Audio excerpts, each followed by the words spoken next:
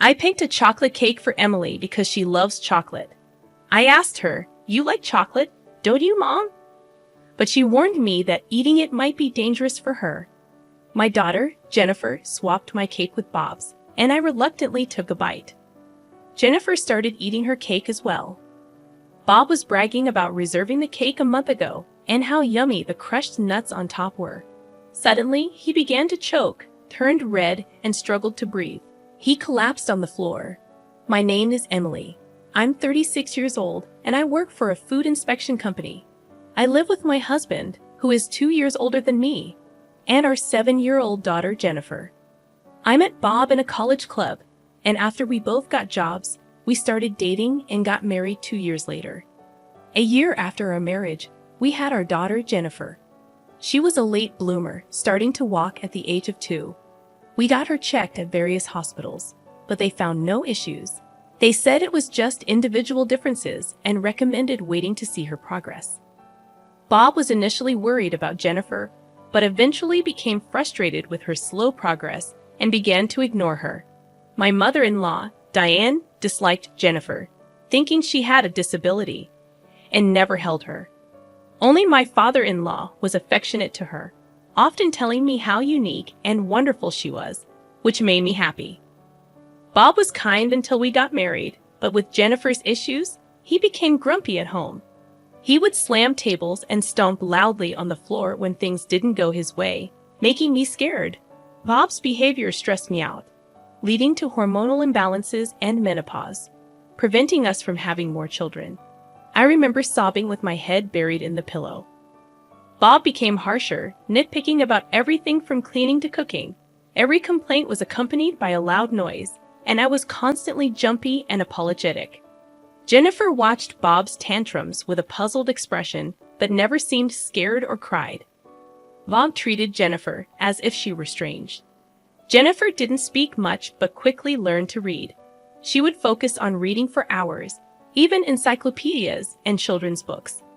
I believed she understood complex words. When Jennifer was about to start elementary school, they suggested placing her in a special education class due to her lack of speech. Bob was furious and demanded that it be fixed, storming off to the bedroom. As I held my head in my hands, Jennifer gently patted my back. Diane called the next day, expressing embarrassment at Jennifer attending such a class. Neither Bob nor Diane genuinely cared about Jennifer. It was all about their reputation. After consulting with counselors, school teachers, and municipal officers, Jennifer was placed in regular classes, despite my belief that the special needs class might be a better fit. I couldn't suggest it due to Bob and Diane's objections. When Jennifer started elementary school, I had some free time, and my temp agency offered me a permanent position. The job felt fulfilling compared to the stifling atmosphere at home. When I discussed it with Bob, he hesitated but asked me to take care of the house like before. He wanted help from Diane too. Diane began visiting our house frequently, making sarcastic remarks about the mess and my cleaning habits, which made me more meticulous, but she continued to complain. I endured the bullying from Diane for weeks, but I couldn't handle it anymore. I told her I could manage the house on my own, and she reluctantly agreed to stop coming over. However, right after that, Bob started spending more time at his parents' house. A little later, when Jennifer was in 2nd grade, my father-in-law, who had always been kind to her, suddenly passed away.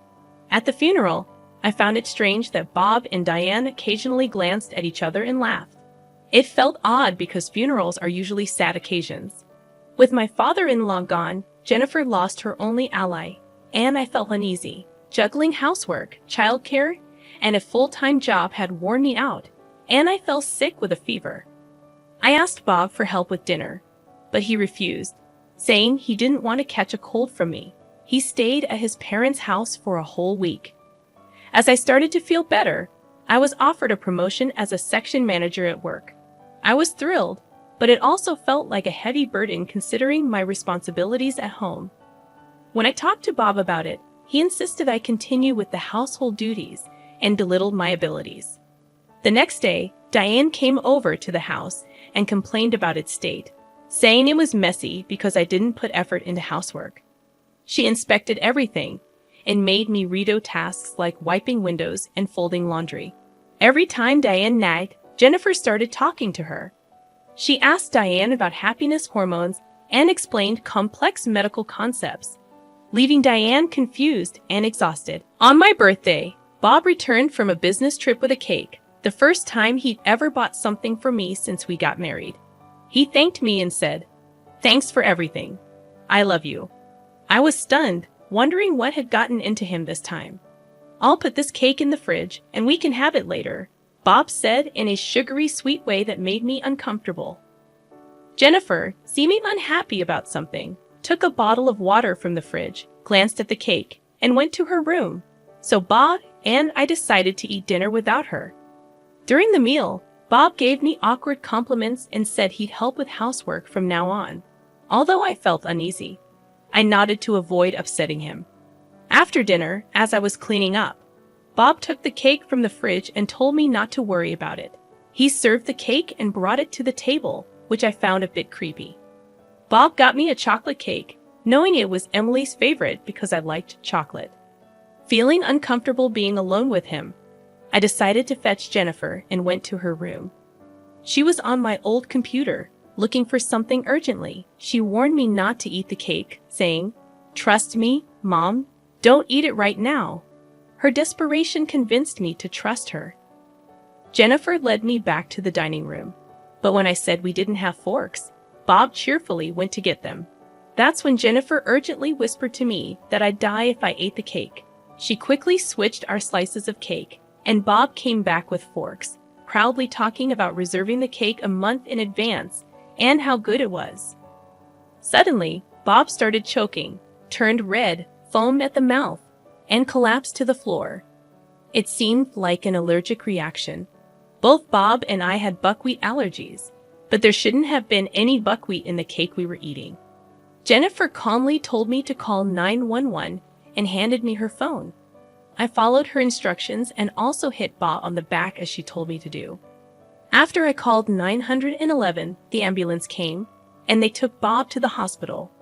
He was out of danger after receiving treatment, but they kept him there for a few days as a precaution. I wondered how Jennifer knew something really bad was going to happen. After completing the hospital paperwork, Jennifer showed me a wrapper from buckwheat cookies she found in the trash. She explained that the cake Bob brought home had a half-peeled sticker, and she checked the trash, finding an unfamiliar wrapper online, discovering it contained buckwheat flour. I shuddered, thinking if it weren't for Jennifer, I might have eaten the cake and ended up in the hospital. I thought about calling the police, but Jennifer warned me that reporting it might make me a suspect. She went into Bob's study, searching for clues. She found a notebook detailing the plan, involving my father-in-law and Diane. The note mentioned my birthday, and it became clear they were plotting against me. I clenched the notebook, feeling a mix of anger and fear. Realizing their evil intentions, I vowed not to forgive Bob and Diane. Jennifer comforted me, promising to find evidence and protect me. Despite the lack of concrete proof, she was determined to expose them. Encouraged by her determination, I nodded, ready to fight back, and we both held onto each other's hands tightly. I was determined to protect myself and avenge my father-in-law for Jennifer and me. We planned to confront Bob and Diane. First, we had to lure them to our house. I asked Diane for Bob's favorite recipes, pretending I wanted to cook for him after his hospital stay. She came over, and while I learned the recipes, Jennifer checked her purse and found the buckwheat cookies.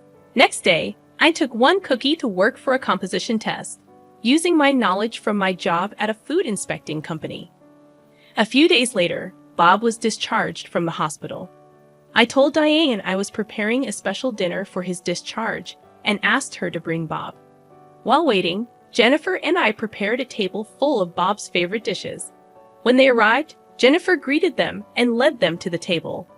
Bob and Diane enjoyed the meal until they noticed something strange. They found seasoning on the table that matched the one mixed with the buckwheat cookies. They stopped eating, puzzled. I teased them about the seasoning, claiming my father-in-law had told me about it. I asked Jennifer to sprinkle it on their food, but they freaked out, saying it was unknown stuff.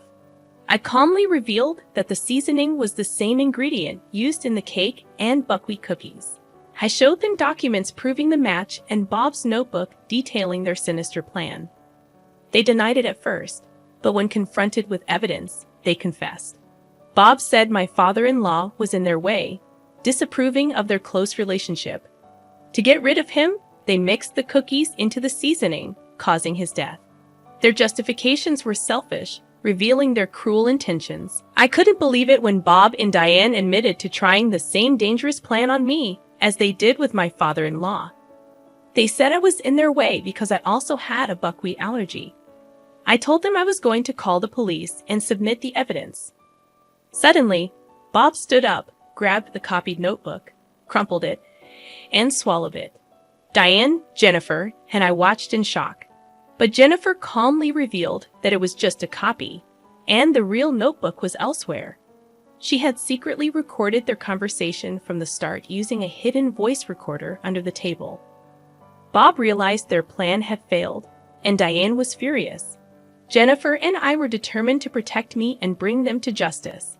I started calling the police, and both Bob and Diane begged for forgiveness. Jennifer then explained how their plan had many mistakes and wouldn't have worked because Bob was too close to his mother. I covered Jennifer's mouth, and she agreed not to get involved with people like them anymore. When the police arrived, Bob and Diane cried and screamed, making it hard for the officers.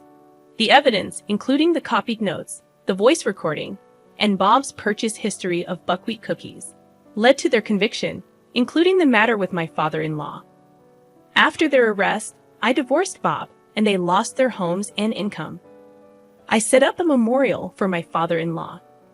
Jennifer also revealed an IQ test result, showing she had an IQ of 135, which is considered gifted. She transferred to a school for gifted children, where she felt comfortable studying what interested her. Living with Jennifer was joyful and fulfilling. People said I looked younger, my menstrual cycle returned, and I felt happier. Jennifer hugged me often, saying it released oxytocin, the happy hormone. I didn't know where oxytocin came from, but it made us both happy. We decided to live together, keeping our smiles bright.